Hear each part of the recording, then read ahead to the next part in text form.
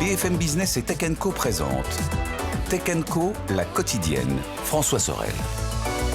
Bonsoir à tous, en ce mardi 10 février, très heureux de vous retrouver, il est 19h32. Vous êtes bien sur BFM Business et vous êtes bien sur le plateau de Tech Co, la quotidienne, le rendez-vous dédié à la tech. Un rendez-vous exclusif, BFM Business, c'est unique en France, chaque soir 1h30 de tech, du lundi au jeudi de 19h30 à 21h. Avec en ce mardi au sommaire de Tech Co, eh bien on va s'intéresser au sommet de l'IA. Rappelez-vous, c'était l'année dernière, nous y étions. Eh bien, on va s'amuser à faire un point, un an après ce fameux sommet de l'IA. Qu'est-ce qui a marché, qu'est-ce qui a moins marché? On fera le point avec nos débriefeurs.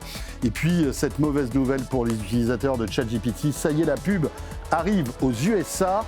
À quoi ça ressemble? On va tout vous expliquer. Et puis, on parlera rencontres et le business des rencontres, notamment avec Appen qui sera avec nous sur le plateau. Sa CEO sera là et elle nous expliquera que justement Appen fait la chasse aux intelligences artificielles alors que ça devient maintenant un outil pour faciliter les rencontres.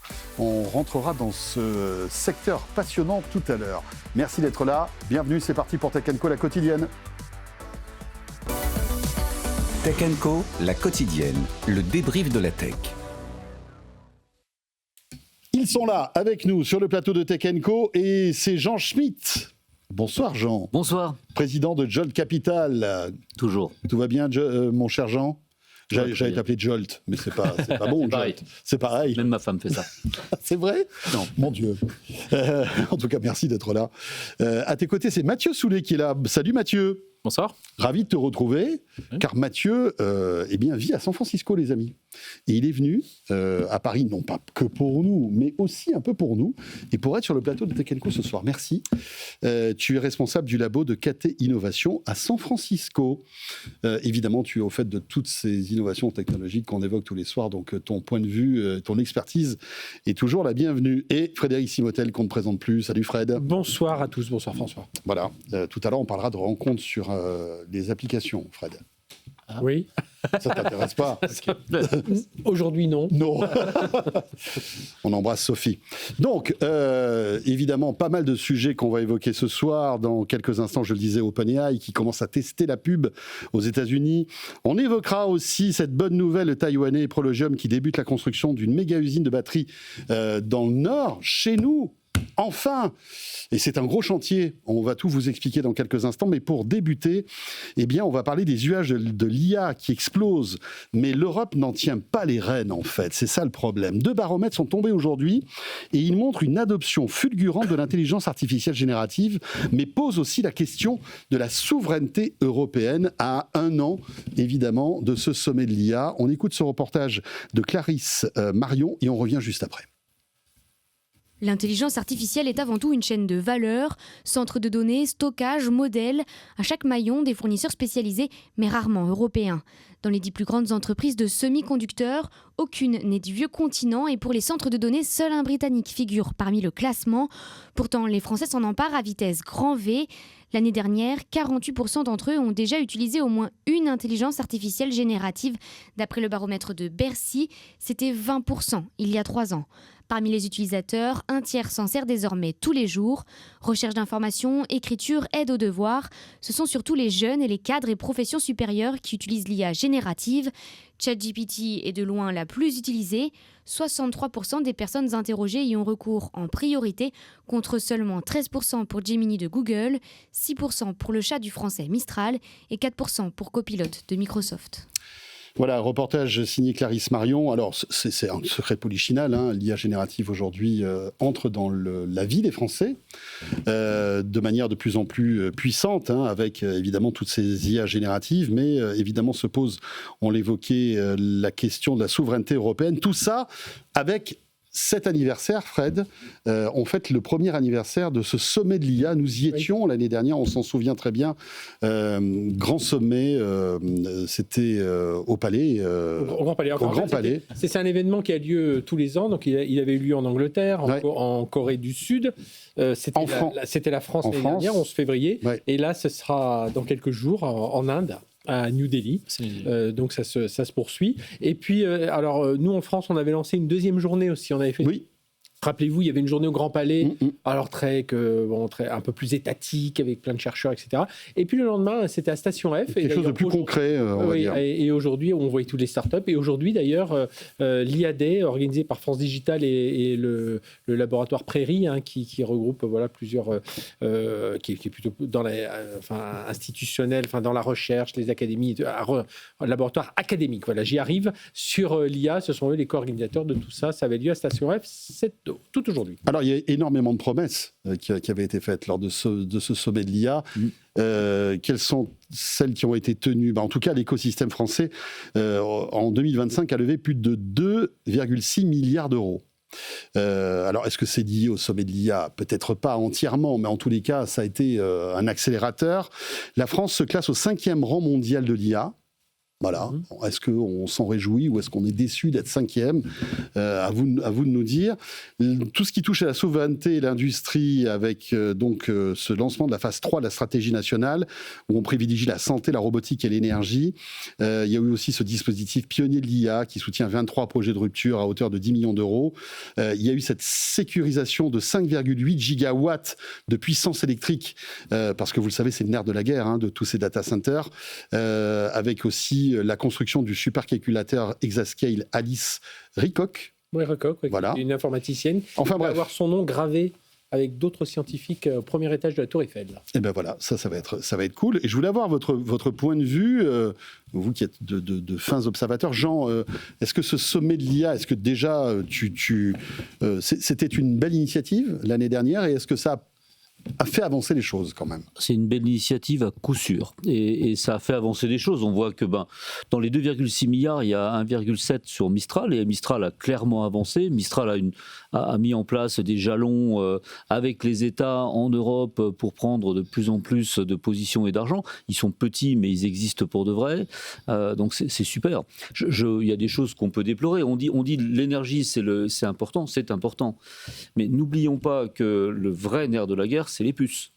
Et là, on est nulle part en Europe, et ça on peut le déplorer. 100 milliards d'euros pour faire des data centers, je ne comprends pas pourquoi on ne fait pas des puces. Et l'autre chose que je ne comprends pas... Parce que ça coûte plus cher, non? Ah ben non, faire une usine de puces, ça coûte 40 milliards. Okay. Une très grosse usine de puces à moins de 2 nanomètres, une usine qui est au top mondial. Ultra moderne. Les Japonais en ont fait une en 4 ans, donc on ne vient pas m'expliquer que ça met 10 ans. Donc, les Japonais qui sont connus pour leur souplesse et leur rapidité, donc 4 ans. On prend un poids lourd, on va chercher chez SML une machine qu'on ramène direct.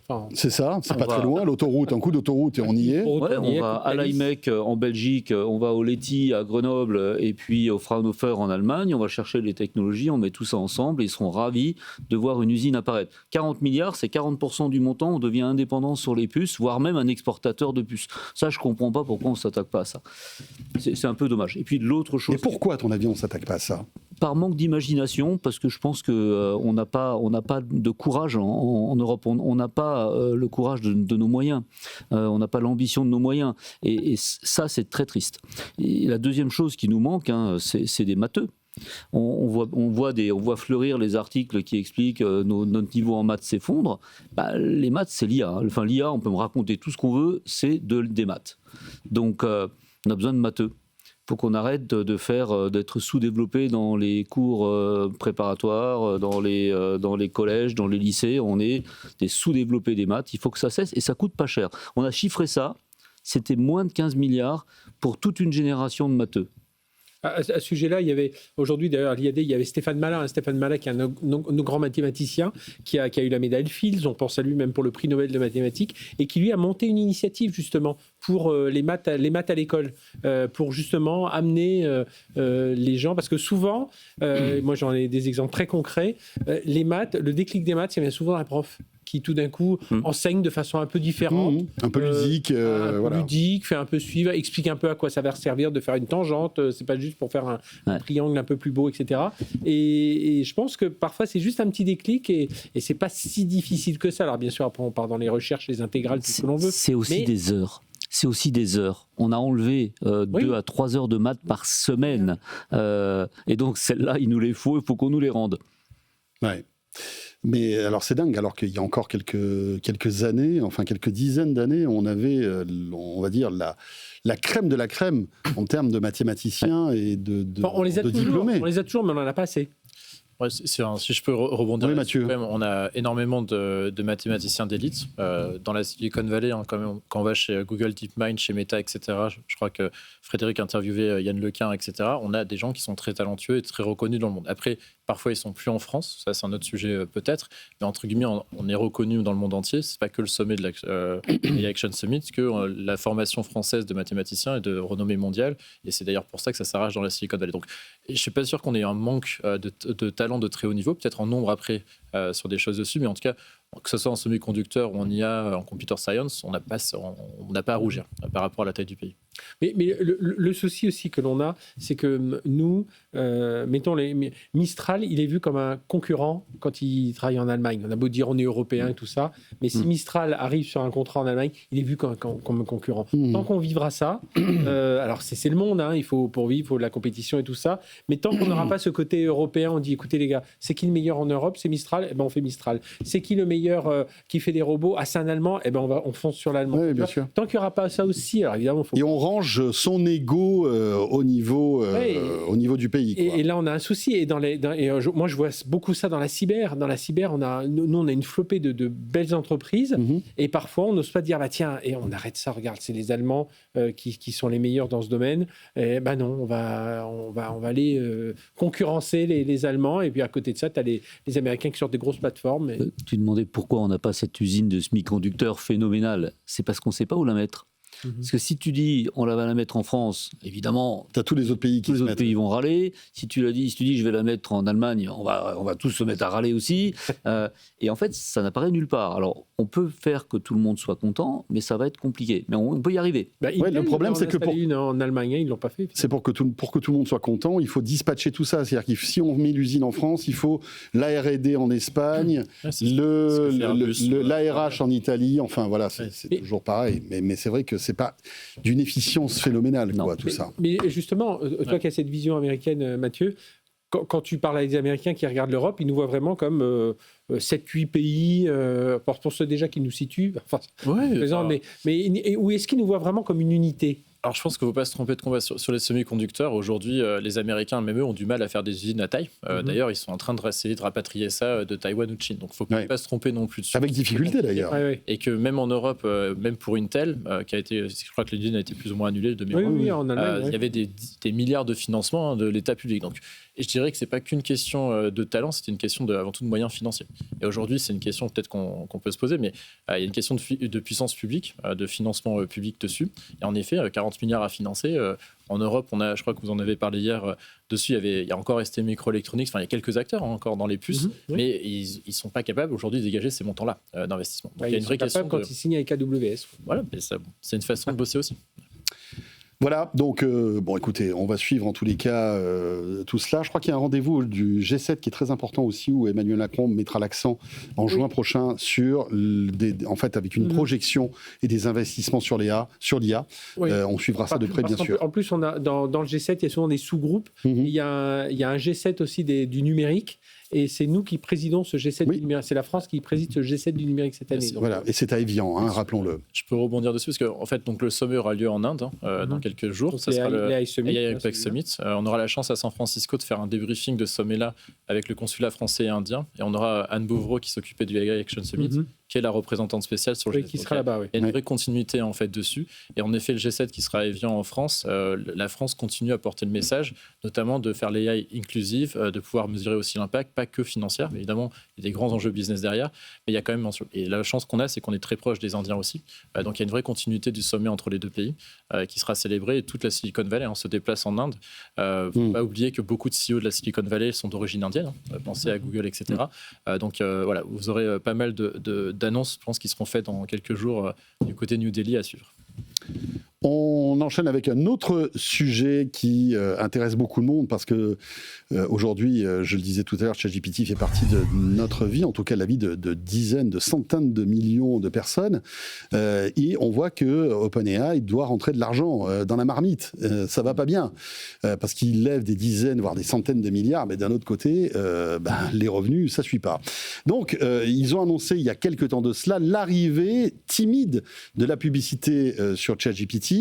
C'est d'ailleurs amusant parce que pendant le Super Bowl, c'est Anthropic qui s'est amusé de tout ça. Je ne sais pas si vous avez vu les publicités d'Anthropic. Elles sont méchantes. Elles sont méchantes, mais qu'est-ce que c'est drôle en plus, en disant, il y a une très bonne pub sur Alexa aussi. Alexa+. Je ne l'ai pas vu sur Alexa. Avec celui qui joue l'un des Avengers, je ne sais pas lequel, et il dit oui, Alexa, faut pas. Et sa femme commande des choses sur Alexa, et lui dit non, mais il va pas, elle nous écoute, et elle va nous tuer, tout ça. Et il y a tout. Enfin voilà, allez le voir, ça vaut vraiment le coup. Ouais. Et donc là, c'est Anthropic qui a fait des spots un peu rigolos en se moquant en fait de l'arrivée de la pub sur ChatGPT, ce qui est de bonne guerre, visiblement. Et on voit en fait un humain qui discute avec une IA qui est représentée par un autre humain, qui est un peu un robot, mais qui est on voit que c'est pas un humain en fait, on voit que c'est un robot parce qu'il répond quelques secondes après, il y a cette latence, il y a ce sourire un peu bêta, et puis toujours absolutely quand ça commence, enfin voilà tous les travers en fait de l'IA, c'est très drôle, et puis au bout d'un moment, en fait l'IA générative qui répond à la question de l'humain enchaîne avec de la publicité. Et c'est effectivement ce que craignent un petit peu les utilisateurs de ChatGPT, même si Sam Altman a dit que ça n'était pas comme ça que ça allait se passer. Les tests ont commencé, c'est ça l'actu du jour. Les tests ont commencé aux États-Unis. Certains utilisateurs voient de la pub donc sur ChatGPT, Mathieu. Alors, pour faire simple, la monétisation du web par la pub ou le transactionnel, c'est vieux comme le monde, ça fait 20-25 ans, donc c'est pas nouveau dessus. On peut le voir de deux façons. ChatGPT, on essaye de monétiser. Rappelez-vous qu'il y a quand même presque 800 millions d'utilisateurs aujourd'hui, donc c'est le seul qui a vraiment ces montants-là avec Gemini de Google dessus, Anthropic, etc. C'est quelques millions d'utilisateurs, donc c'est relativement petit. Deuxième chose, c'est que ce qu'il faut aussi comprendre, c'est que ces pubs-là, aujourd'hui, sont faites uniquement sur les comptes gratuits et les premiers premiums passent sur les comptes business dessus. Et donc, c'est aussi une façon pour ChatGPT de tester ça. C'est que si les gens ne veulent pas de la pub, ils peuvent payer pour passer à la version premium. Pensez à Netflix ou Amazon. Oui, en fait, la pub peut être une espèce de repoussoir, finalement, pour l'offre gratuite, pour après payer quelques euros supplémentaires. Et donc, il y a vraiment les modèles du web. C'est la pub, le transactionnel et le freemium. Et ChatGPT essaye ces modèles-là. On verra s'ils reviennent en arrière ou ils iront plus loin.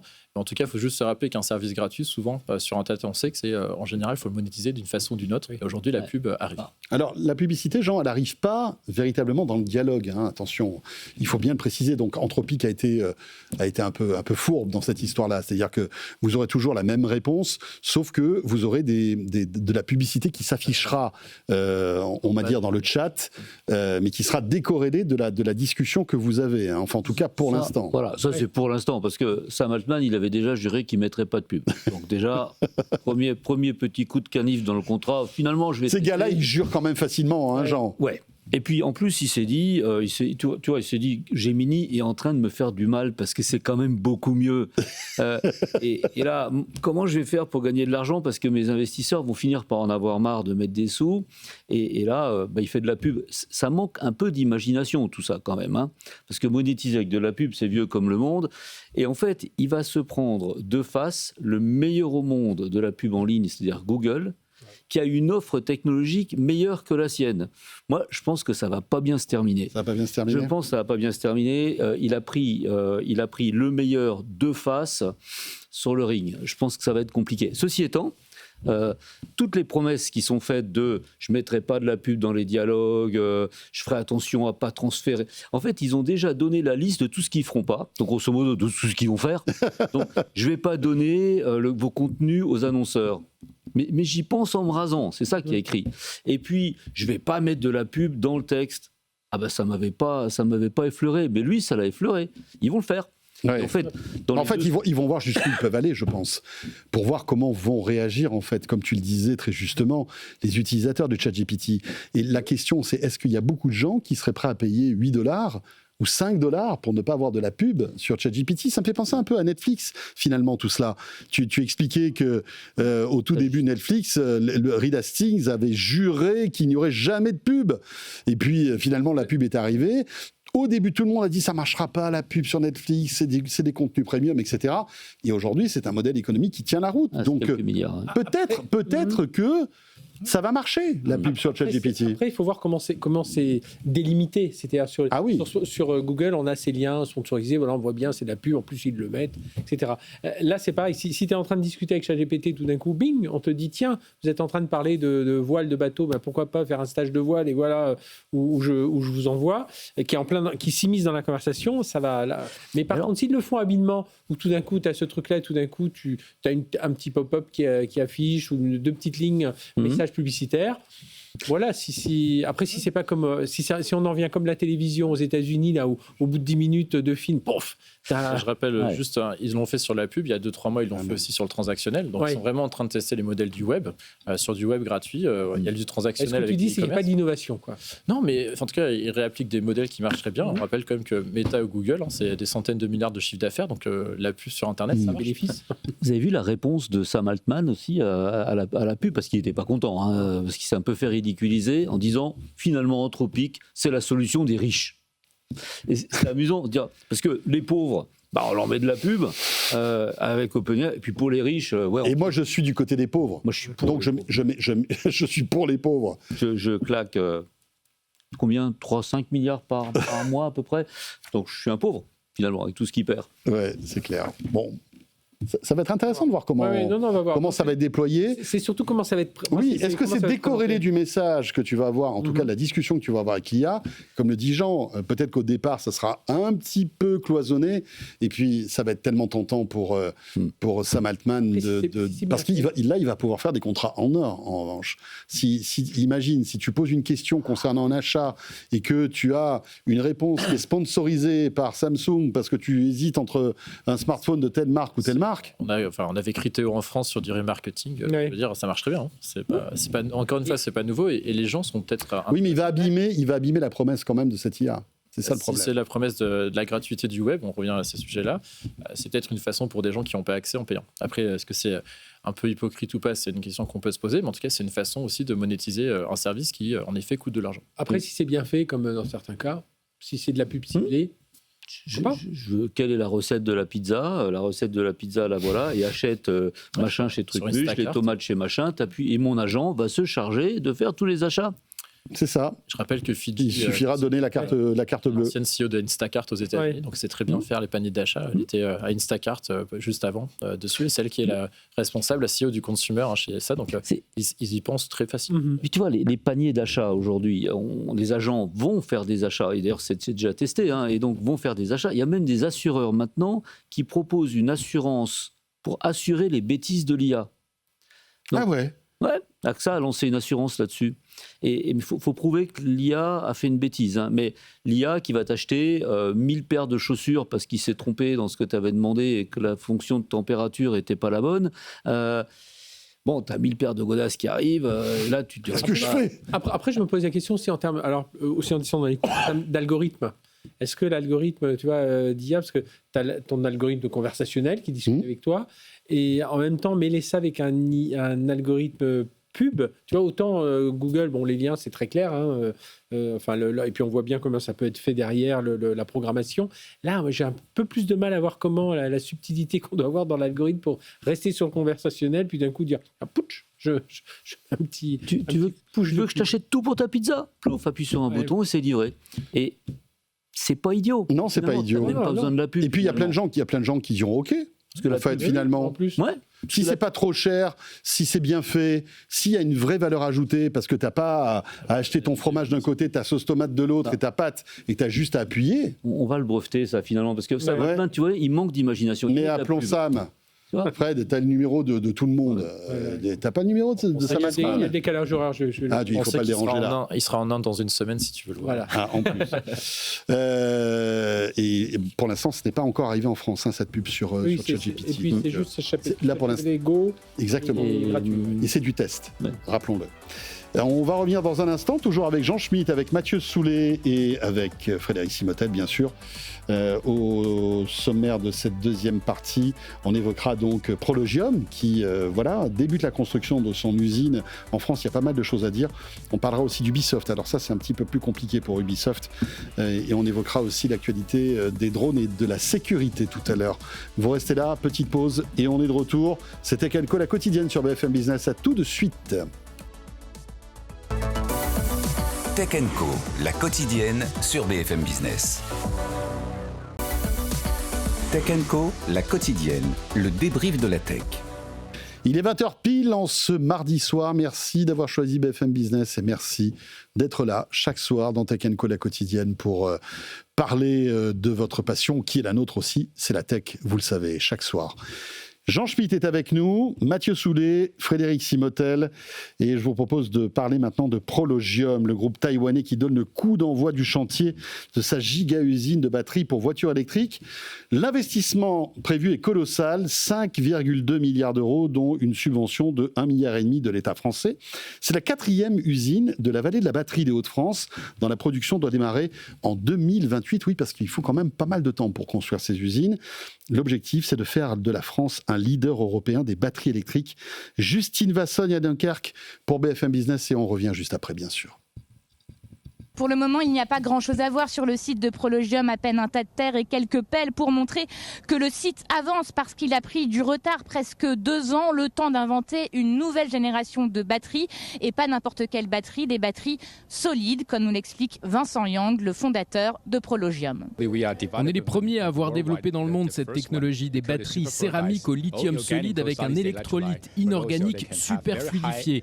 Elles ont une très forte connectivité et une recharge très rapide. Et plus important, c'est que c'est moins cher. La production devrait démarrer en 2028 pour une capacité de 8000 voitures. D'ici 2030, 350 emplois devraient être créés. Pour le moment, Prologium n'a signé officiellement aucun contrat avec des constructeurs automobiles, mais compte de toute façon élargir ses horizons, travailler pourquoi pas dans les domaines de l'aérospatial ou de la robotique. L'État va investir plus d'1 milliard d'euros sur ce site et ne s'inquiète pas du retard pris. Écoutez Roland Lescure, le ministre de l'économie. Évidemment, quand on invente une nouvelle industrie, il y a des hauts et des bas.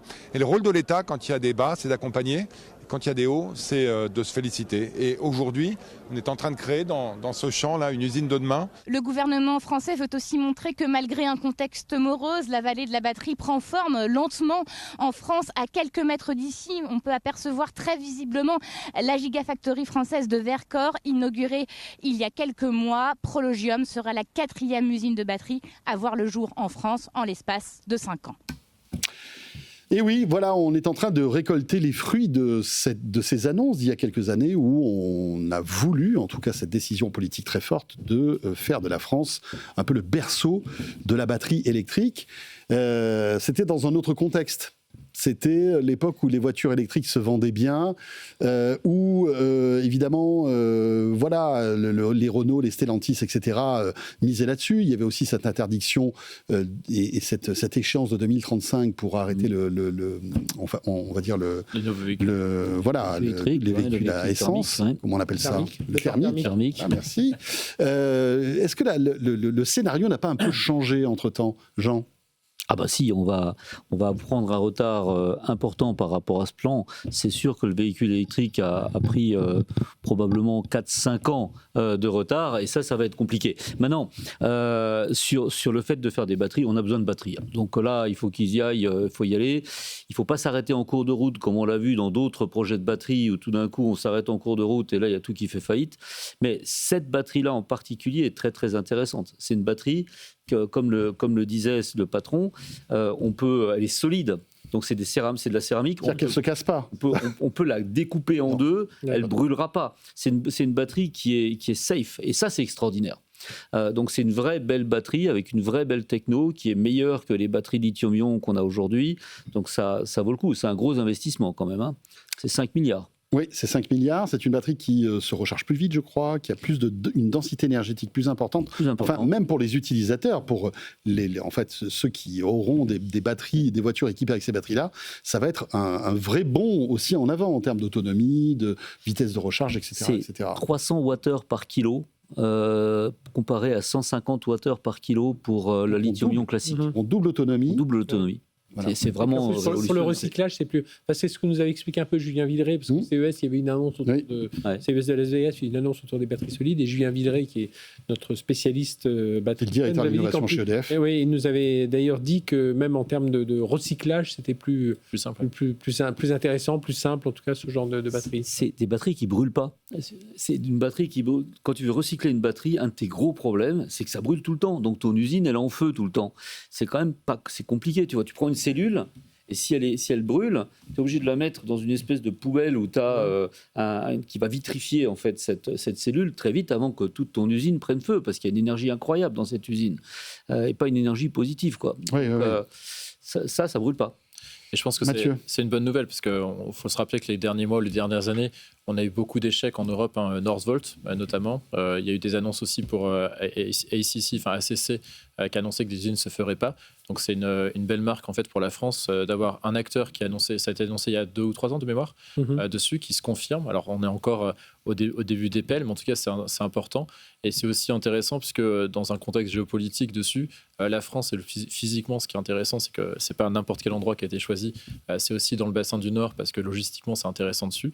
Donc voilà, la France a marqué un beau coup, et pour le coup, pour l'instant, le projet va dans le bon sens. Moi, ce que j'espère, c'est ce qu'on disait hier avec la signature AWS, ST Micro, c'est qu'il y aura aussi transfert de technologie. C'est-à-dire parce que le risque derrière, c'est d'avoir une dépendance technologique et qu'un beau jour, pour X raisons, Prologium dire finalement, on arrête, on rapatrie, comme ils l'ont fait, comme ils ont pu le faire dans d'autres domaines industriels. Un beau jour, on s'est dit, écoutez, c'est plus rentable de faire ça en France, on s'en va, on va dans un pays moins cher, ou alors on rapatrie tout dans notre pays pour X raisons. Ouais. Moi, c'est un petit peu ça. Après, je suis très content que ça arrive là, mais voilà, c'est quand même des capacités de production qui sont décidées ailleurs qu'en Europe.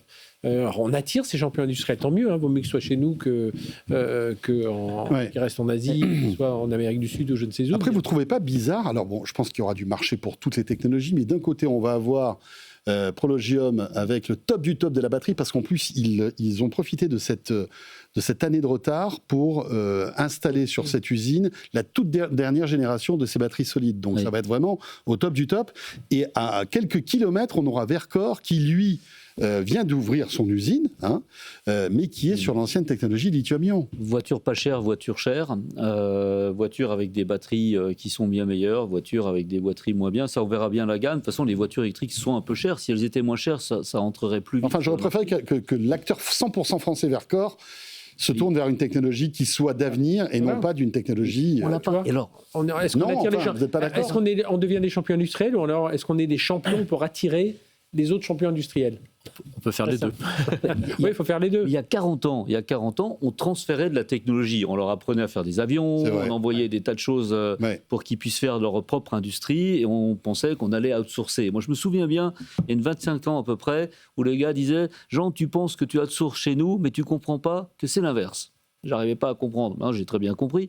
Ils ont pris toute la techno et c'est eux maintenant qui font la recherche. Les brevets dans tous les domaines sont en pente verticale ascendante en Asie et en pente verticale descendante aux États-Unis. Donc on le voit bien. Nous, on est stable. Mais dans ce cas précis, c'est incroyable de voir que c'est Taïwan qui maintenant transfère de la techno chez nous, et on peut se féliciter du fait qu'on a été capable de s'asseoir sur notre ego et de prendre des technologies plus innovantes que les nôtres et de dire je vais apprendre. Maintenant, il faut dire, on a vu qu'il y a encore un petit moment, il y a les bases. Enfin, si pour ceux qui nous regardent en télé, notre journaliste était là-bas au milieu d'un champ, alors que Verkor, l'usine, elle existe. Non, après, il faut qu'il y ait l'écosystème autour, qu'il y ait bien les gens pour acheter, qu'il y ait bien la chaîne logistique pour tout de suite livrer les uns les autres à vitesse élevée une fois que la cadence sera là. Il faut aussi bien accélérer sur ce. Alors, avec 3 étapes, 2028, donc la première production, puisque l'usine serait prête en 2028. C'est dans 2 ans, ça va vite finalement. Ça a l'air peut-être plus facile que de faire des semi-conducteurs. Ah non, je pense pas. Je pense que c'est pareil. Mais alors, en 2 ans ? Puisque ça fait longtemps. Ils ont une usine pilote à Taïwan. Ok, oui, mais là pour l'instant, il n'y a rien, quoi. C'est-à-dire qu'en 2 ans, ils vont tout mettre en place. Enfin, on verra. Donc, 2028, 0,8 gigawatts. Après, 4 gigawatts en 2030 et 12 gigawatts en 2032. Ouais. Voilà, c'est un petit peu la courbe imaginée, la roadmap de Prologium. Impressionnant, oui. Non, mais c'est l'usine pilote qui tourne, donc ce qu'ils vont faire, c'est répliquer l'usine pilote pour la première tranche. Hein. Après, je me souviens encore de ce que me racontait le patron d'Iliad qui voulait construire un data center. Il disait on peut prendre un exemple aussi, parce que c'est long de construire ces usines. L'Europe demande, par exemple, quand on fait une étude, quand on monte ce type d'usine, qu'il y ait une étude sur la faune et la flore, alors là, je pense qu'elle est déjà faite, sur 4 mois. Eh bien, nous, en France, on fait ça sur 4 saisons. Donc forcément, on prend 1 an dans la vue, et je me souviens que Thomas Reynaud était un peu agacé par ce genre de choses, alors que l'Europe, c'est 4 mois, donc évidemment, on va les installer dans d'autres pays. Donc là, je pense que toutes les études, les préétudes sont déjà faites, parce qu'on est en train de bâtir les fondations en béton. Mais voilà, il y a aussi des allègements, il y a un paquet de choses de simplification. Toutes les autorisations, voir comment tout ça est aussi accepté dans l'écosystème local, on va dire. Ça crée de l'emploi. Enfin, ça crée de l'emploi, bien sûr, mais bon. Des usines qui existaient avant. Donc, mais rappelle-toi, il y a eu plein de centres de distribution d'Amazon qui allaient créer des milliers d'emplois et qui n'ont pas pu être construites parce qu'il y avait une levée de bouclier de la part des habitants du coin. Donc là, j'imagine que... On en verra d'autres, des usines comme ça qui vont arriver sur des technos plus avancés, des moteurs électriques, des modules de toute poêle qui vont arriver, ou des transferts de technologie vont être faits vers nous. Sur l'advanced packaging, par exemple, en semi-conducteur, on voit qu'il y a des initiatives où Foxconn décide de contribuer sa technologie pour créer une société européenne. Donc c'est des choses qui se préparent. Prochaine étape, cette usine de semi-conducteurs dont on rêve tous, qui sera en France. Ça va arriver ou pas, Jean? Je pense que ça sera à cheval entre l'Est de la France et l'Allemagne. Ouais. Entre Forbach et Saarbrück. Sans que Jean a déjà acheté les pelles. Il a acheté les pelles. Et les petits. Il est prêt. Bon, on verra bien, mais c'est vrai que ça serait pas mal qu'on accélère. On est bon en énergie. Bon, en batterie, on commence à être pas mauvais. Ça serait bien qu'on soit aussi bon dans tout ce qui touche aux puces, qui aujourd'hui est un petit peu on va dire, le sang de la technologie, finalement. On enchaîne avec Ubisoft et ce mouvement de contestation qui s'amplifie, cet appel de 3 jours de grève massive internationale pour protester contre les licenciements de 200 salariés au siège de Saint-Mandé, l'arrêt de plusieurs jeux et puis le retour aussi au 100% présentiel. On serre la vis chez Ubisoft.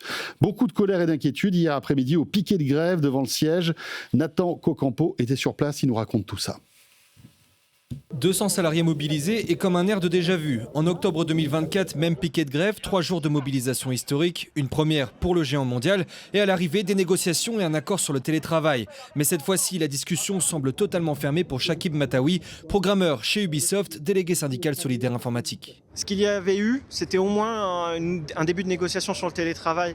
Et aujourd'hui, on ne voit rien de concret. On n'a pas été convoqué par la direction en amont de cette grève. Une différence dans cette nouvelle mobilisation, la présence de Sophie Binet, secrétaire générale de la CGT, pour tenter de peser dans le bras de fer. On est à 25% de grévistes.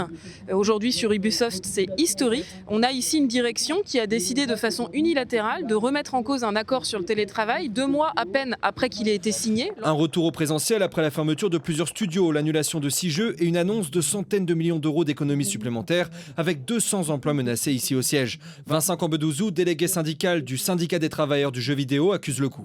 On a vu se multiplier des accidents de travail, des gens qui font dans l'arme, des gens qui font des malaises sur le lieu de travail, des gens qui tiennent des propos suicidaires. On a très peur qu'on soit à la veille d'un nouveau France Télécom. En tout cas, on est déterminé à faire en sorte que ça n'arrive pas. Dans ce contexte morose, l'arrivée de Tencent au capital n'est pas forcément pointée du doigt par les salariés. Actionnaires chinois ou français, ce que veulent avant tout certains salariés, c'est plus de communication, de transparence et de bonnes conditions pour créer des jeux.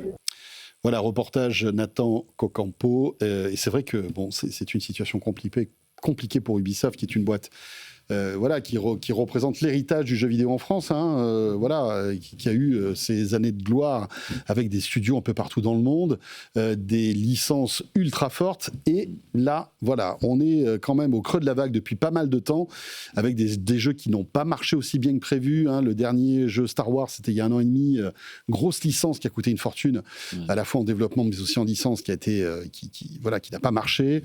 Et on voit que c'est compliqué pour Ubisoft. Et pour la première fois, suppression de postes au siège social d'Ubisoft, parce qu'auparavant, ils fermaient de ci, de là des studios de développement de jeux, mais là, ça devient un peu plus compliqué. Quel est le traitement de choc qu'il faudrait donner à Ubisoft, Jean, à ton avis ? Change de PDG. pense que ça commence par ça. Hein. Aujourd'hui, la direction, elle est paumée. L'action a perdu. Donc c'est Yves Guillemot et puis enfin une partie de sa famille qui est à la direction. Il faut tourner la page. Ça marche à ton avis. Ça marche plus. Il faut mettre du sang neuf là-dedans. Et eux-mêmes devraient avoir la sagesse. N'oublions pas qu'il y a Biden qui a mis au point. Il faut absolument que cette société se réinvente et elle n'a plus beaucoup de temps. Elle a perdu 95% en bourse, si je vois bien, en 3 ans.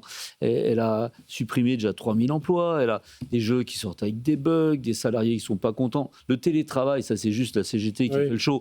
Enfin, chez moi, il n'y a pas de télétravail non plus, je déteste ça. Donc, à ce qui paraît, c'est parce que les vieux schnocks ne veulent pas de télétravail. Moi, je trouve que c'est parce que ça ne marche pas bien. Mais le côté... mais ça, c'est un épiphénomène. Le vrai truc, c'est les jeux qui ne marchent pas, c'est des bugs, c'est les gens qui sont malheureux, c'est quelques petits scandales. C'est toutes les planètes, parfois les planètes alignées, c'est toutes les planètes, et les planètes noires qui sont alignées là pour le coup. C'est une industrie qui marche par blockbuster, donc il y a des moments où il y a des franchises et des jeux qui peuvent vraiment très bien marcher. Et en résumé, il faut juste quelques grands succès et beaucoup d'échecs. Malheureusement, s'il y a une loi des séries, c'est compliqué. Donc c'est une industrie qui a quand même des hauts et des bas. C'est comme l'industrie des films, et d'autres, l'édition, etc. Donc c'est dur de se maintenir au top. Et on espère qu'Ubisoft pourra retrouver un 109 dessus, mais c'est pas forcément qu'une question de télétravail ou pas, c'est aussi une question d'avoir des franchises qui marchent et qui rencontrent aussi la demande des nouveaux jeux. Mais je pense que pour moi, il y a trois niveaux. Il y a, comme tu dis, le management. Il faut un nouveau management pour réconcilier un peu les équipes, la communauté, tout ça, parce qu'on parle des gens, là, alors, évidemment, tu disais épiphénomène pour le télétravail, en effet, mais même la communauté des joueurs se reconnaît moins, et on sait que dans ce domaine, il faut une communauté. Donc il faut déjà quelqu'un pour réconcilier tout ça. La structure capitalistique aussi, il faut un peu clarifier tout ça. Il y a des Chinois qui sont là, Biden, donc accepter un peu cette transformation capitalistique, simplifier l'organisation, ça c'est avoir management. Ensuite, je pense qu'au niveau des jeux, attention, moi je me demande... c'est pas Biden, c'est Tencent. Tencent, pardon. Excuse-moi. Ce sont deux gros concurrents. En le disant, je me suis dit c'est Tencent. Heureusement que tu l'as corrigé. Et moi je pense qu'après, en termes de jeux, peut-être qu'il faut revenir à des jeux plus simples, parfois plus narratifs. Tu sais, je pense à Netflix. Netflix, ils sont pas partis, d'autres sont partis sur les grandes franchises Star Wars, tout ça. Ils ont fait, ils sont allés racheter en Espagne Casa de Papel, et puis ils ont fait des choses. Peut-être qu'il y a des choses aussi à voir, avoir des jeux qui sont pas AAA, des gros blockbusters, avoir des jeux un peu plus qui restent premium, mais peut-être AA et peut-être pas AAA. Et puis dernière chose, je pense qu'ils le font, les programmeurs qu'on a vus là, c'est mieux utiliser l'IA pour réduire les coûts aussi, tout ça. Donc voilà, il y a peut-être un peu de tout ça aussi, mais déjà au niveau du management. Le deuxième point, au niveau des jeux, réfléchir à des jeux peut-être plus simples, à accepter peut-être des succès plus modestes, mais plus rentables. Regardez, tiens, en France, on a telle série qui marche bien. On fait un jeu sur cette série. Ça va marcher qu'en France ou qu'en Europe, les pays francophones. Oui, mais il nous a pas coûté cher.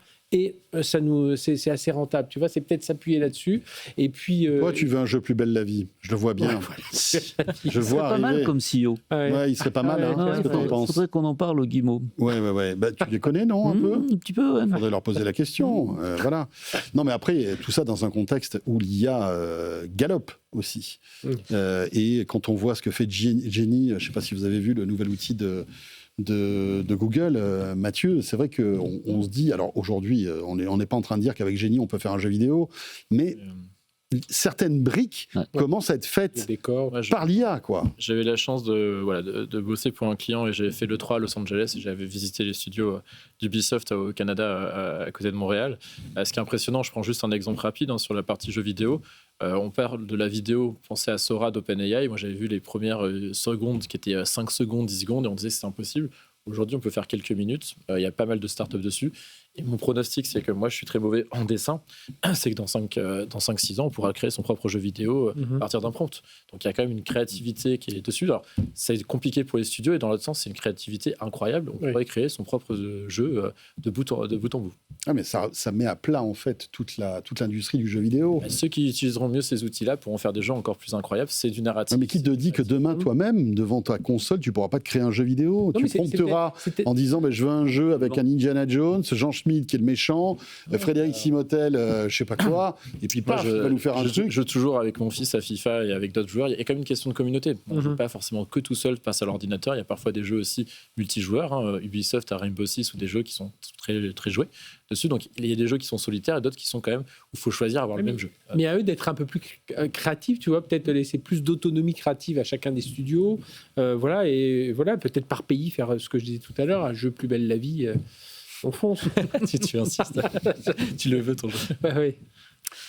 Un jeu Plus belle la vie, waouh, j'en ai des frissons. Non, Star Academy, regarde, Star Academy, ça fait des millions. Tu dis, bah tiens, on va créer un jeu Star Academy, tu vois, ça crée des enfin, ça un engouement incroyable. Après, les joueurs commencent à chanter, ça va pas être bon. Oui, on va peut-être intéresser que 3-4 millions de joueurs, mais déjà, s'ils payent chacun une certaine somme pour jouer, saison 1, saison 2, saison 3, et puis c'est parti, quoi. L'IA va beaucoup transformer tout ça, on le voit bien sur les boîtes de soft, on le voit sur les boîtes de jeux qui sont des boîtes de soft aussi. C'est beaucoup plus facile de démarrer en étant natif IA que de se transformer en exploitant bien l'IA. Et l'enfer de ces sociétés-là, c'est cette transformation en fait, en se disant j'ai tous ces salariés sur les bras, plein qui veulent pas changer, et en même temps je vois qu'il y a un nouveau modèle qui est en train de naître et je sais pas m'adapter. Et je pense qu'il y a un moment tu te dis il vaut mieux que je crée une start-up. C'est plus facile. Non, puis n'oublions pas que dans le management, il y a eu des... Alors, c'est un peu derrière eux, mais ça a quand même appuyé du harcèlement, enfin, tout ce genre de choses. Une vingtaine de cas. Et ça, on sait qu'aujourd'hui, ça fait de gros dégâts dans l'entreprise. C'est souvent quelques cas qui peuvent être utilisés. Tu dis une vingtaine de cas sur le nombre de salariés, mais dans une entreprise, il suffit d'un ou deux cas pour créer le malaise sur l'ensemble des salariés. Donc, c'est pour ça que je dis qu'il y a besoin de quelqu'un pour recréer un peu cet esprit d'équipe au sein de l'entreprise, puis de communauté plus élargie. On verra bien ce qui va se passer pour Ubisoft. C'est les Bretons, voilà. Rappelons, c'est créé en 86 en Bretagne. Eh oui. Eh oui, il est fier. Là, vous avez vu Fred Simotel comme il est fier. Ils n'ont pas que des chaperons, les Bretagne. Voilà. Ils ne sont pas sur l'île de Ré, non ? Non, pas encore. C'est plus bas, là. C'est un petit peu plus bas. On va envahir. On va terminer avec Bruxelles qui se penche sur les drones. La Commission européenne doit présenter aujourd'hui un plan d'action sur la sécurité des drones. C'est un texte attendu alors que les drones sont devenus à la fois un outil industriel majeur et aussi une menace croissante sur la sécurité. On l'a vu lors des derniers conflits. Un plan devrait s'articuler autour de 4 domaines prioritaires. Jean-Baptiste Huette, notre spécialiste aéronautique, nous explique tout ça. Premier pilier, la cybersécurité des drones. Bruxelles souhaite promouvoir l'usage de composants électroniques sécurisés, des puces dites de confiance, intégrées directement dans les drones, pour limiter les risques de piratage, de prise de contrôle à distance ou d'espionnage.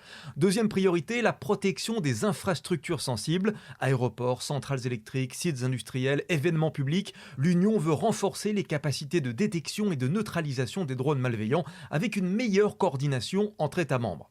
Troisième volet, l'industrie européenne du drone. La Commission entend soutenir la production et l'innovation en Europe afin de réduire les dépendances technologiques et de structurer une filière capable de répondre aux besoins civils, sécuritaires et militaires. Enfin, le quatrième axe, la coopération opérationnelle. Le plan devrait encourager des exercices communs, le partage d'informations et une meilleure organisation des réponses en cas d'incident impliquant des drones.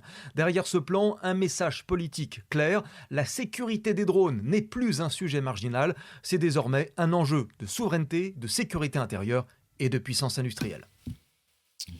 C'est dingue comme le drone a, j'allais dire explosé, c'est pas une bonne image, excusez-moi, mais c'est vrai que avant le conflit Ukraine-Russe, on parlait pas en fait des drones comme armes de destruction, enfin voilà, il y avait on savait qu'il y avait des drones, mais vraiment militaires qui permettaient de surveiller des zones, etc. Mais en fait, on voit que la main de l'homme a pimper en fait des drones qui étaient même, on va dire, disponibles dans le grand commerce, sur des sites, pour en faire des machines à tuer, en tout cas à détruire. Et aujourd'hui se pose la question en fait de ce type de produit et toute sa sécurité. Et les machines de logistique aussi. Aujourd'hui, une société en Europe de l'Est, il y a une société qui s'appelle Dronamix qui fait des gros porteurs dronisés et qui vont passer de d'île en île pour faire des livraisons. Alors, d'île en île, parce que voler au-dessus de l'eau, c'est autorisé, voler au-dessus de la terre, c'est difficile. Et c'est justement ça qui est résolu là. J'ai essayé de comprendre un peu le truc, parce que tu as des drones, alors ils sont catégorisés de C0 à C6, parce que tout est simple, il y a des tas d'acronymes partout. Et donc, C0, c'est le drone de Monsieur Tout-le-Monde qui peut voler à condition qu'il ait moins de 250 grammes et qu'il n'ait pas de caméra et qu'il n'aille pas à plus de 120 mètres. Ça, c'est le drone, on fait un peu ce qu'on veut avec encore. C'est un jouet, quoi, quasiment. Et tous les autres, ils ont leur puce d'identification qui donne les données de vol et l'identité du propriétaire. Comme ça, on peut shooter le drone, on sait où il va, etc. Et puis le propriétaire, on peut l'attraper aussi. Il y a comme une boîte noire, c'est ça un peu ? C'est comme une arme, c'est une arme, c'est référencé, etc. C'est comme ta carte SIM dans ton téléphone, en fait. Ouais, c'est ça. Donc il y a tout dedans et ça transmet. Donc là, c'est ça. Puis après, tu as deux usages qui sont vraiment l'usage au-dessus des villes et puis l'usage hors vue. Enfin, alors l'usage hors vue et l'usage en vue. Et puis tu as, est-ce que ça passe dans des villes, est-ce que ça passe autre part ? Et c'est ça qui est régulé. Je pense qu'il y a un problème civil avant le problème militaire. Je ne sais pas si vous avez déjà vu un drone qui s'encastre dans un avion. C'est assez embarrassant. Donc un avion de ligne descend sur un aéroport, un abruti joue avec son petit jouet, et il rencontre à 400 km à l'heure un avion qui descendait. Ça fait un trou dans la carlingue et le drone va traverser de part en part l'avion. Donc, il ne faut pas être sur le chemin. Mais un gros drone ou un petit drone de 250 grammes ? 250 grammes à 400 km à l'heure, c'est une balle. Oui, c'est un projectile. Et donc, ça fait des dégâts énormes. J'ai vu des cellules qui étaient détruites par ça, c'est impressionnant. Donc, il n'y a pas eu de mort. Il y a à peu près une trentaine d'incidents par semaine graves sur des aéroports en Europe. Donc, il était temps de réglementer tout ça pour la sécurité. Et puis après, il y a la deuxième partie, c'est les livraisons, c'est... La télévision, en ce moment, on suit tous les JO divers, c'est impressionnant. Même et maintenant, même dans le commentaire des journalistes, on est habitué à entendre la musique du drone qui est en train de suivre et tout ça.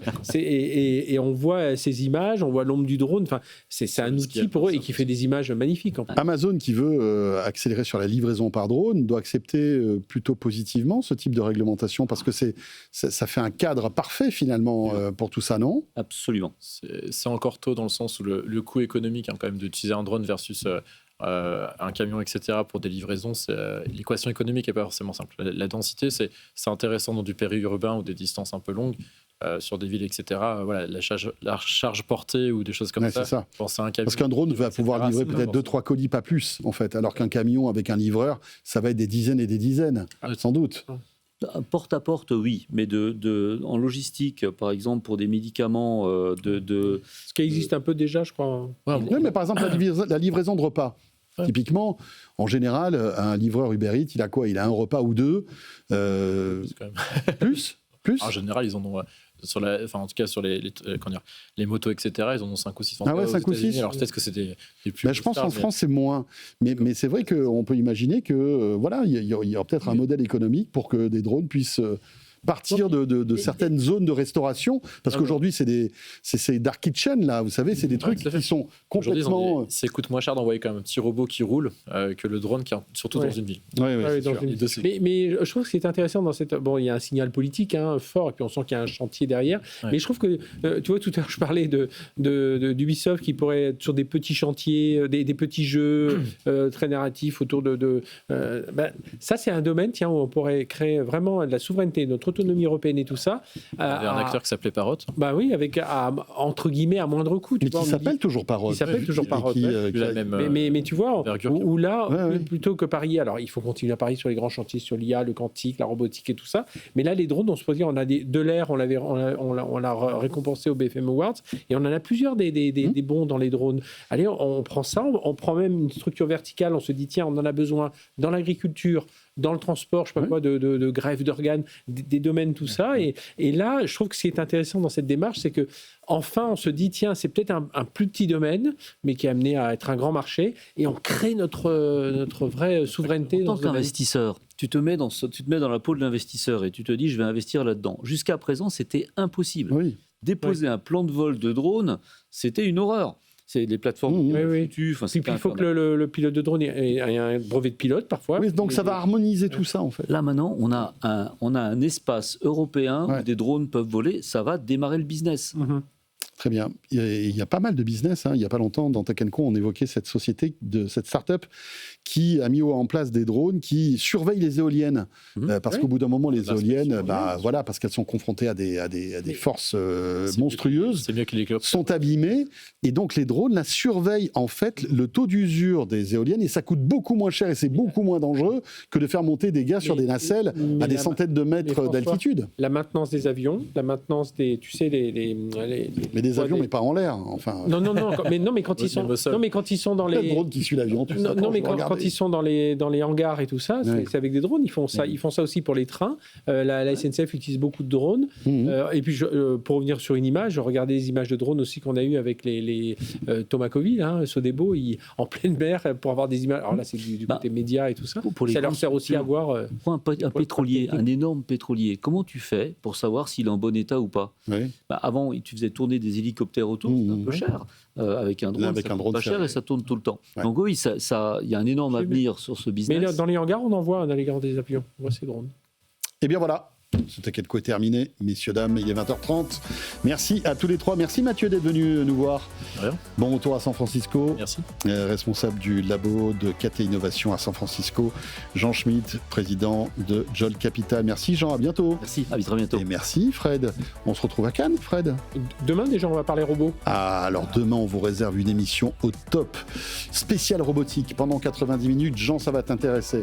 Des intervenants de haut niveau pour évoquer l'état de l'art dans le domaine de la robotique, les forces et les faiblesses de la France.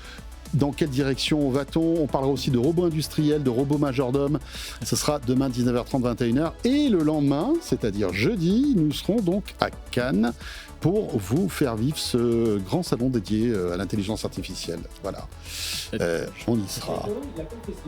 Oui, c'est le World AI Festival à Cannes. Voilà. C'était un truc comme ça. C'est imprononçable de toute façon. Il va falloir qu'on répète pour l'émission, qu'on ne se trompe pas parce que ça va être compliqué. Vous restez avec nous. On revient dans un instant avec au sommaire pour notre dernière demi-heure. Eh bien, on va évoquer le dating, les rencontres sur le web et le parti pris d'Apple de ne pas mélanger IA et rencontres. Je reçois sa patronne dans un instant et puis on évoquera ce casque contre les maladies du cerveau qui peuvent peut-être ralentir certaines maladies terribles, Parkinson, etc., etc. On en parlera tout à l'heure. Voilà le sommaire et puis dans un instant, c'est Léa Benaïm qui nous rejoint pour le Tech Flash comme chaque soir. À tout de suite. Tech & Co, la quotidienne sur BFM Business. Tech & Co, la quotidienne, Tech Flash. Voilà, et vous restez avec nous car dans un instant, on écoutera quelqu'un dont on évoque souvent le nom dans Tech & Co, c'est Yann Lequin. Vous savez, c'était l'ancien directeur scientifique de Meta qui est en train de préparer sa start-up. Frédéric Simotel l'a rencontré à Station F à l'occasion de l'EID. Quelques minutes donc d'interview de Yann Lequin qui nous parlera du futur de l'IA. Ce sera dans quelques minutes, mais auparavant à 20h34, c'est le Tech Flash. Ce qu'il faut retenir de l'AccuTech de ce mardi 10 février, c'est avec Léa Benaïm. Bonsoir Léa. Bonsoir François et bonsoir à tous. À la une, ça y est, les premières pubs débarquent dans ChatGPT aux États-Unis. Cela concerne pour le moment qu'un échantillon d'utilisateurs, mais le déploiement devrait se faire d'ici les prochaines semaines et ce dans le reste du monde. Des publicités qui concernent uniquement les abonnés gratuits et de ChatGPT Go avec quand même quelques limites. Les mineurs seront épargnés et il n'y aura pas non plus de pub lorsqu'on abordera avec l'IA des sujets sensibles comme la santé ou la politique. Et puis il y a du changement sur Discord. Désormais, il faudra prouver son âge pour avoir accès à toutes les fonctionnalités de la plateforme. Par défaut, tous les utilisateurs anciens comme nouveaux seront considérés comme mineurs avec donc des accès limités. Pour faire le tri, Discord va utiliser une IA capable de déterminer si un compte appartient à un adulte ou pas. Ces restrictions seront mises en place à partir de mars. Dans le domaine du jeu vidéo, Léa, chez Ubisoft, une grève majeure commence aujourd'hui. Et oui, elle va durer jusqu'à jeudi. Une première pour le géant mondial des jeux vidéo. Cette grève vise à dénoncer le plan massif de restructuration annoncé par la direction il y a 2 semaines. Ce dernier prévoit 300 millions d'euros d'économies, l'annulation de 6 jeux, dont le remake très attendu de Prince of Persia et surtout le licenciement de 18% des salariés. Au chapitre des résultats d'entreprise, Spotify dépasse les attentes et franchit le cap des 750 millions d'utilisateurs mensuels dans le monde, soit une hausse de 11% sur un an, avec un service premium qui se porte aussi bien, 290 millions d'utilisateurs payants. En parallèle, Spotify annonce l'arrivée d'une fonctionnalité très attendue, celle qui permet aux utilisateurs d'avoir accès à l'histoire de la chanson qu'ils sont en train d'écouter. Et enfin, retour en France, où la vente de SFR s'accélère. La procédure d'analyse des comptes de la filiale d'Altis s'est déroulée en seulement 5 semaines, un record pour ce genre d'audit. Désormais rassurés, Orange, Free et Bouygues vont bientôt pouvoir déposer une nouvelle offre d'ici avril. Tous les protagonistes du dossier ainsi que le gouvernement veulent boucler la vente avant la présidentielle de 2027.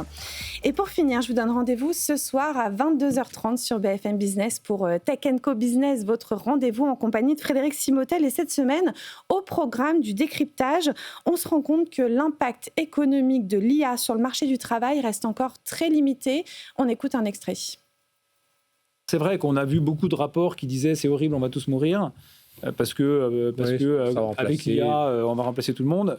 En fait, c'est pas si évident que ça. Et en fait, voilà, il y a plusieurs chiffres. Alors, on ne peut pas tous les sortir, mais il y a des chiffres qui disent que l'IA est responsable que de 5% des licenciements, en vrai, en fait.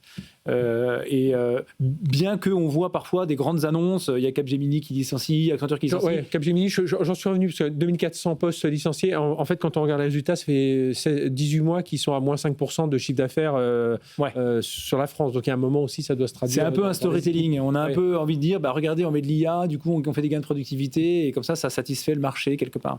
Donc, non, moi, j'aime bien ce rapport, parce que, voilà, il remet un petit peu les choses... voilà, il limite un petit peu les impacts, il remet les choses, il remet un peu l'église au milieu du village, et c'est probablement proche de la réalité de ce qui se passe. Voilà, et retrouver Tech & Co Business, évidemment, sur la plateforme de BFM Business, et tout à l'heure, donc, sur notre antenne, à la radio, à la télé. On va parler maintenant rencontre avec la guerre des applis, vous le savez, on reçoit un acteur français sur ce plateau. Tech & Co, la quotidienne, l'invité. Et Karima Ben Abdelmalek nous a rejoint. Bonsoir Karima. Bonsoir. Vous êtes la PDG d'Appen. Appen, ça s'écrit H-A-P-N. Voilà, vous êtes l'un des acteurs qui comptent dans le domaine on va dire, du marché de la rencontre aujourd'hui, avec évidemment le web qui a complètement tout bouleversé, les applications encore plus. Cela dit, on voit que c'est quand même un peu compliqué parce qu'il y a une concurrence qui est accrue, il y a du payant, il y a du gratuit, il y a des stratégies qui sont différentes aussi, des besoins qui sont différents. Comment vous, justement, vous positionnez dans cette jungle des applis de dating chez Appen ? Nous, notre force, c'est quand même l'offre différente qu'on peut avoir. Appen, c'est la seule application aujourd'hui qui est très ancrée dans la vraie vie, qui vous permet de rencontrer les personnes que vous avez croisées dans votre quotidien. Donc, au boulot, dans votre quartier, à la boulangerie, à la salle de sport. Donc, en fait, on est vraiment dans la rencontre authentique. C'est-à-dire qu'on a déjà vu quelqu'un qu'on aimerait bien rencontrer, c'est ça ? On a déjà vu. En fait, c'est une seconde chance, tout simplement. C'est aujourd'hui, tout va très vite, on n'a pas le temps, on prend plus le temps d'ailleurs. Et donc, Appen, c'est vraiment la seconde chance. Grâce à la techno, on va venir vous offrir une seconde opportunité. Mais alors, comment ça marche cette seconde rencontrer chance ? quelqu'un. Comment ça marche ? C'est basé sur la géoloc, tout simplement. Et en fonction des lieux que vous fréquentez, que ce soit des restaurants, des bars, votre lieu de travail, la salle de sport, etc., on va vous mettre en relation avec les personnes qui fréquentent les mêmes lieux que vous, donc qui ont quelque chose déjà en commun avec vous. Donc c'est vraiment ce petit point en commun qui va créer le début de la rencontre. Et ça, c'est grâce à la technologie qui vient faciliter justement la rencontre dans la vraie vie en mettant toujours l'humain au centre de l'expérience. Et donc, admettons que voilà, je sois dans un endroit et je rencontre une personne qui est susceptible de m'intéresser. Tout à fait. Pour des raisons diverses et variées, je n'ai pas eu l'occasion de discuter avec elle. Je me dis, tiens, ma seconde chance, c'est Happen, donc je vais télécharger l'application. C'est ça. Et je vais donc, grâce à la géoloc, comment va savoir l'appli que j'étais à tel endroit? Je vais dire, tiens, j'étais à tel endroit tout à l'heure. Oui. Dis-moi s'il n'y avait pas quelqu'un qui était présent dans cette... En fait, on va directement, quand vous allez vous inscrire sur l'application, on va vous présenter tous les profils qui ont partagé votre quotidien, donc qui ont été sur votre trajet, dans les mêmes lieux que vous. Voilà, qui ont été géolocalisés au même endroit ou qui ont croisé mon téléphone? Tout à fait. Au même endroit, oui, qui ont géolocalisé le téléphone au même endroit. D'accord. Dans une zone, dans un périmètre, évidemment. Donc c'est ce qui fait d'ailleurs qu'aujourd'hui Happen est dans le top 3 mondial des applications les plus téléchargées dans le monde. C'est parce que justement on offre quelque chose de différent, très proche des gens. Donc il y a une notion de proximité. Dans le secteur des applications de dating, on est dans le top 3 mondial avec 180 millions d'utilisateurs inscrits depuis 2014. Et comme vous le savez, on est une entreprise française, on est très fiers d'être une entreprise européenne. La souveraineté du dating. Exactement. Mais non, mais ça fait plaisir. Et donc, oui. Mais par contre, on est quand même un acteur mondial. Donc, on est présent en Europe, mais aussi en Amérique latine. Vous savez qu'on est très présent au Brésil quand même, avec plus de 30 millions d'utilisateurs inscrits. En Inde, en Turquie aussi, c'est intéressant comme pays. On voit qu'il y a une adoption de plus en plus importante du mobile, mais aussi des applications de rencontre. Donc, on vient aussi un peu bousculer les habitudes des célibataires dans ces pays-là. Ce qui est intéressant, c'est votre parti pris en fait de la géolocalisation, qui est quand même assez cool. Alors bon, bien sûr, d'autres applis nous disent que les personnes qu'on rencontre sont dans un périmètre donné, mais là, c'est vrai que c'est assez intéressant. On parle aussi beaucoup d'IA aujourd'hui. Quand on voit un petit peu vos concurrents, les rencontres sont boostées grâce à l'IA pour peaufiner son profil, pour engager des conversations, etc., etc. Vous, visiblement, vous êtes un peu méfiant concernant l'IA, c'est ça, chez Happen? Disons que moi, mon objectif, c'est vraiment de faire d'Happen une plateforme sûre. Donc, vraiment, j'ai placé la sécurité au centre de notre stratégie. Ce qui veut dire qu'au-delà de ce qu'on a annoncé aujourd'hui, on a déjà un certain nombre de mesures comme la modération humaine, avec une équipe qui opère 24 heures sur 24, 7 jours sur 7. On utilise l'IA, donc des modèles pour automatiser justement la détection de comportements suspicieux. Donc, il y a déjà un certain nombre de dispositions. Oui, mais ça, ce sont vos outils, on va dire, maison. Pour la sécurité. Okay. À cela, on a rajouté des fonctionnalités comme par exemple la certification de profil qui va vous permettre, grâce à la biométrie, d'identifier un vrai profil. Et là, donc, on va dire l'étape supplémentaire qu'on vient de franchir aujourd'hui, elle s'inscrit dans un contexte où l'IA prend de plus en plus de place dans les usages. Vous avez vu au boulot, au travail, vous utilisez de plus en plus des outils IA. Dans votre quotidien, il y a de plus en plus d'IA. Et là, on va voir que forcément, ça va toucher le secteur de la rencontre. Et moi, mon ambition, c'est de faire en sorte que sur Happen, il y ait 0 profil IA. Et donc, pour ça, on a développé une fonctionnalité. Excusez-moi, je vous coupe parce que c'est vrai qu'on voit que sur les réseaux sociaux, on déborde de faux profils dédiés à l'IA. Sur les rencontres, c'est pareil? Justement, moi, je veux anticiper ce phénomène qui n'est pas encore aujourd'hui, on ne peut pas dire qu'il y a une prolifération des profils IA sur les applications de rencontres. Mais quel est l'intérêt de créer de faux profils? Mais c'est un risque. Alors, l'intérêt de créer un faux profil, d'abord, c'est peut-être aussi pour embellir un peu la réalité. Donc, il y a certaines personnes qui ont des bonnes intentions, mais il ne faut pas nier le fait qu'il y a aussi de la fraude. Et la fraude, c'est pour aussi soutirer de l'argent à des personnes qui viennent utiliser les apps de rencontre. Donc, nous, notre objectif, c'est vraiment de remettre la sécurité au centre de l'expérience, de faire en sorte que Happen soit un endroit sûr. Et donc, grâce à cette fonctionnalité, les utilisateurs vont pouvoir facilement signaler des profils IA ou, s'ils ont des doutes, parce que par moment, c'est très compliqué d'identifier un contenu IA, ça peut être une photo peut-être trop parfaite. Donc déjà, ça peut donner un peu des signaux aux utilisateurs. L'objectif, c'est qu'ils puissent nous signaler le plus vite possible ce type de profil. Mais pas uniquement, parce qu'on a aussi des mesures de sensibilisation et de prévention. D'accord. Parce qu'on a aussi changé notre charte de confiance pour que les utilisateurs aussi s'engagent à ne pas, par exemple, envoyer des messages à base d'IA ou alors de poster une photo à base d'IA. On ne peut pas l'empêcher. Parce qu'on fait du copier-coller et puis c'est réglé. C'est une histoire de sensibilisation. Oui, c'est clair. On est vraiment dans de l'anticipation d'un phénomène qu'on ne veut pas voir sur Appen pour garder l'authenticité. Dernière question, vous êtes donc vous disiez une appli qui cartonne avec 170 millions d'utilisateurs, ça c'était il y a quelques mois de cela, peut-être que vous avez franchi ce seuil. 180 aujourd'hui. Aujourd'hui à 180, à l'époque j'avais 16 millions en France. 17 millions maintenant. 17 millions. Oui. Vous avez été racheté par le groupe chinois Hello Group. Oui, tout à fait. Donc vous dites que vous êtes une appli 100% française, mais maintenant vous êtes, votre actionnaire est chinois. Oui. En fait, ça change quelque chose ou pas ? Écoutez, moi j'ai choisi cette synergie-là, tout simplement parce que c'est l'acteur. D'abord, Hello Group, c'est un grand acteur à la fois des applications de rencontre, mais aussi des applications sociales, donc de networking entre amis.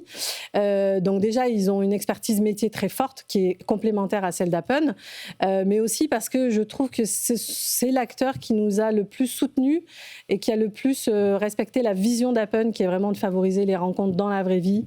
C'est l'acteur qui nous garde indépendants. Donc on a vraiment une souveraineté dans notre stratégie, dans notre exécution et dans nos politiques. Donc c'est pour ça qu'on a fait ce choix. Il n'y avait pas d'investisseurs français possible on a parlé à beaucoup d'acteurs. Hein. Et c'est vraiment le crush sur Hello Group. Le crush. Exactement. Pourtant, la géolocalisation, là, elle n'est pas à côté.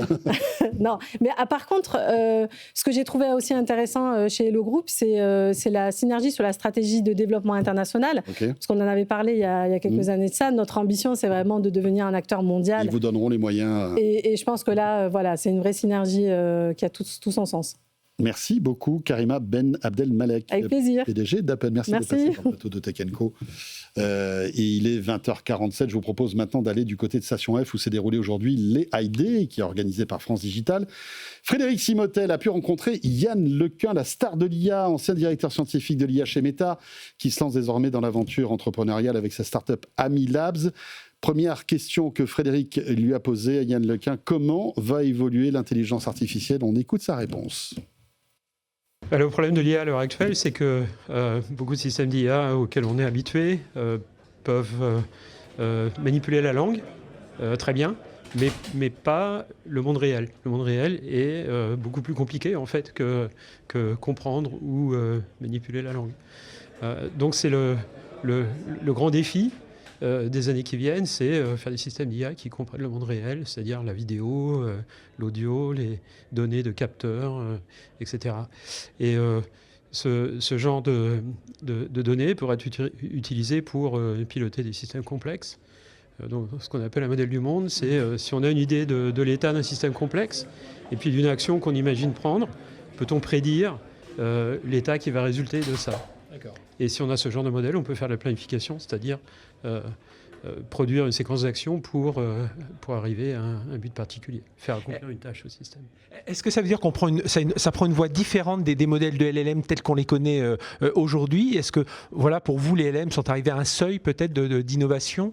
Alors non, il y a encore beaucoup d'innovations possibles dans le cadre des LLM, mais très focalisées sur tout ce qui peut être réduit à une séquence de symboles discrets. C'est-à-dire, c'est pas seulement la langue naturelle, mais c'est le code, les mathématiques, etc. Donc il va y avoir beaucoup de progrès dans ce domaine-là, ça va être très utile, mais ce n'est pas un chemin qui va mener à une intelligence telle que celle qu'on peut constater chez les animaux, les humains. Hein. Donc le monde réel est plus compliqué que le monde des symboles.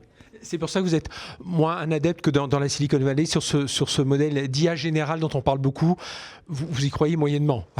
En fait, je crois au fait qu'à terme, on arrivera à des systèmes qui sont aussi intelligents que les humains dans tous les domaines où les humains ont des capacités, et probablement même meilleurs dans pas mal de domaines. C'est déjà le cas à l'heure actuelle.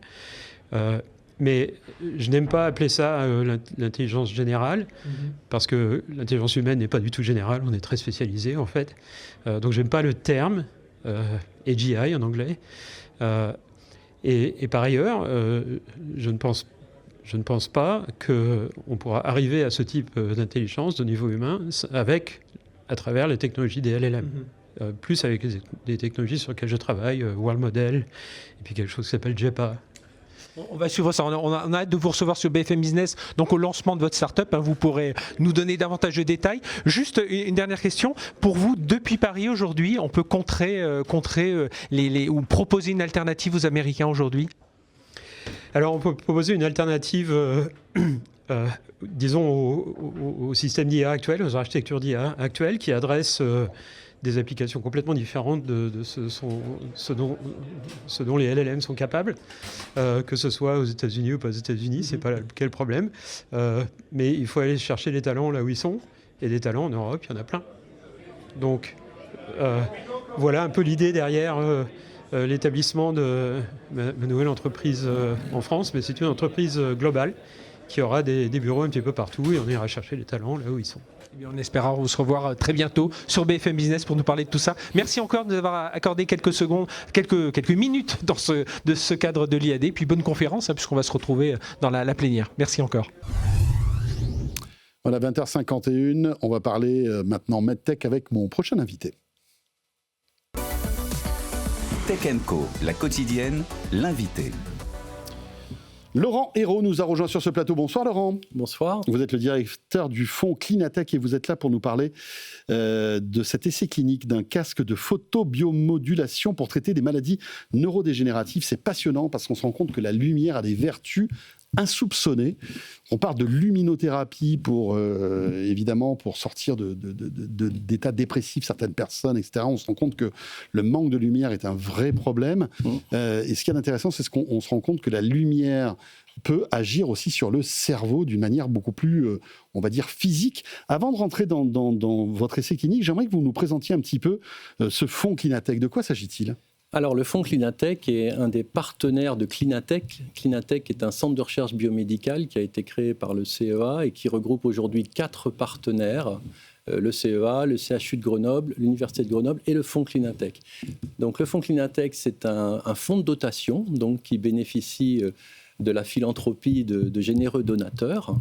Donc nous sommes financés par des fonds privés ou par la population générale pour mener à bien une recherche. Alors le fonds Clinatech a une activité de recherche avec une direction médicale, avec des chercheurs, avec une dimension internationale assez forte. Et donc, grâce au soutien de nos mécènes, on travaille sur des pathologies, en particulier des pathologies du cerveau. Et donc, c'est pour cela que vous menez cet essai, enfin plusieurs essais, parce que là on se focalise sur un précis, mais vous en avez d'autres, cet essai clinique de ce casque de photobiomodulation qui traite les maladies neurodégénératives par la lumière. Vous êtes venu d'ailleurs avec, alors je ne sais pas si c'est un prototype ou... Non, c'est l'objet qu'on utilise effectivement dans l'essai clinique.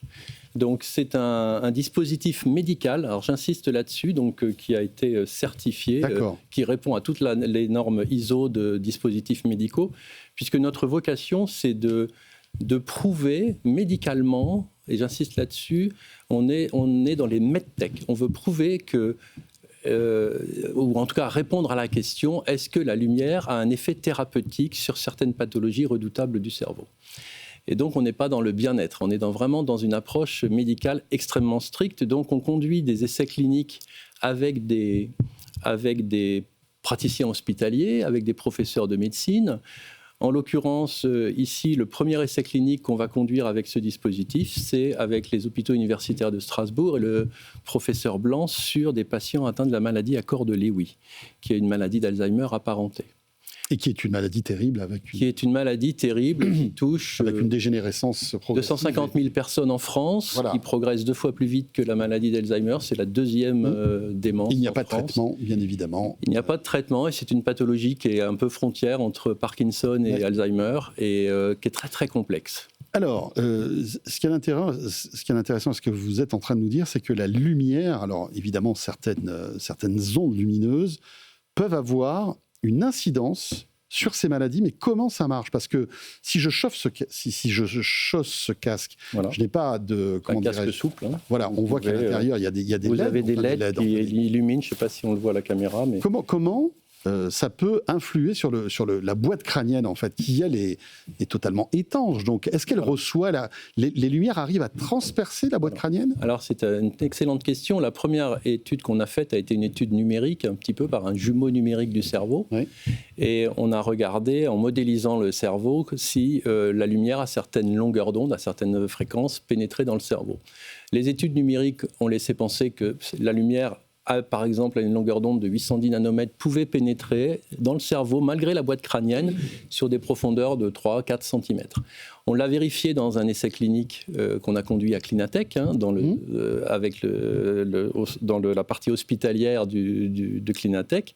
Donc, je vous confirme, la lumière pénètre bien dans le cerveau, sur une profondeur de 3-4 cm. Donc on peut atteindre ce qu'on appelle le cortex, la partie périphérique du cerveau, et beaucoup de pathologies neurodégénératives touchent le cortex. D'accord. Et alors, comment la lumière peut influer sur ces maladies, en fait ? Alors c'est là la beauté de la nature ou de la biologie. En fait, la lumière, il est établi biologiquement que la lumière peut rentrer dans les cellules. Il y a une porte d'entrée. Je vais vous éviter les noms savants, mais il y a une porte d'entrée pour la lumière qui va lui permettre de rentrer dans ce qu'on appelle au cœur de la cellule. Il y a comme une centrale énergétique qu'on appelle la mitochondrie. Et cette mitochondrie, elle est en charge de produire de l'énergie pour que la cellule fonctionne bien, sous la forme d'ATP, d'adénosine triphosphate. Eh bien, ce qu'on peut établir et ce qu'on prouve, c'est que la lumière, en rentrant dans la cellule, va quelque part booster cette centrale énergétique. Comme une petite batterie. Exactement. On recharge et on va produire plus d'ATP sans pour autant augmenter les polluants que pourraient être les espèces réactives de l'oxygène. Donc, il y a un effet on stimule la résilience de la cellule. Et donc, c'est cet effet-là, prioritairement, qu'on cherche à utiliser dans les pathologies neurodégénératives. Donc, on ne soigne pas, finalement, mais on va booster les bonnes cellules encore. Exactement. Qui vont ralentir la maladie et peut-être prendre le pas sur les cellules malades. C'est exactement ça. C'est-à-dire qu'on va chercher à moduler l'activité des cellules. Donc, on a un dialogue quelque part entre la lumière et la cellule pour que la cellule soit la plus productive possible en termes d'énergie. C'est une orchestration entre les différentes cellules. On cherche à ajuster les équilibres avec la lumière. C'est passionnant, mais est-ce que ça marche ? Alors, est-ce que ça marche ? Les essais cliniques sont là pour répondre à la question. Donc, on a plusieurs essais cliniques en préparation. Vous n'avez pas de réponse encore ? On étudie l'effet de la lumière à différents niveaux, à la fois au niveau biologique. Donc, au niveau biologique, on regarde de très près l'action de la lumière au niveau de la cellule. Donc, on voit des effets. L'augmentation de la production d'énergie, on le vérifie au niveau de la cellule. On le vérifie aussi dans des études précliniques. Okay. Et oui, donc... c'est pour ça qu'on passe aux essais cliniques aujourd'hui, parce que les étapes précédentes ont été, je dirais, validées. Il y a plus que de l'espoir, finalement. Ah oui, on est très optimiste. On en saura plus quand ? Alors, cet essai clinique va durer pendant à peu près 3 ans. Donc, dans 3 ans, on aura des résultats. Mais on travaille aussi, on a d'autres essais cliniques sur la maladie d'Alzheimer qui vont être lancés, sur les traumas crâniens, à la fois en phase aiguë, en phase sévère, modérée et chronique. Toujours avec cette lumière comme Toujours pareil, avec cette approche, et aussi sur des troubles neuropsychiatriques. D'accord. C'est passionnant. Merci beaucoup, Laurent Hérault. Vous êtes le directeur du fonds Clinatech et on va suivre de près vos essais cliniques et notamment celui de ce casque de photobiomodulation. Vous viendrez nous avec grand plaisir parler de ces avancées, en tout cas de cet essai. Voilà, ce Tech & Co est terminé en ce mardi soir. Un vrai plaisir que de passer encore une fois ce début de soir en votre compagnie. On sera là demain avec cette spéciale robotique que nous vous avons réservée. À très vite, très belle soirée et à demain. Tech & Co, la quotidienne sur BFM Business.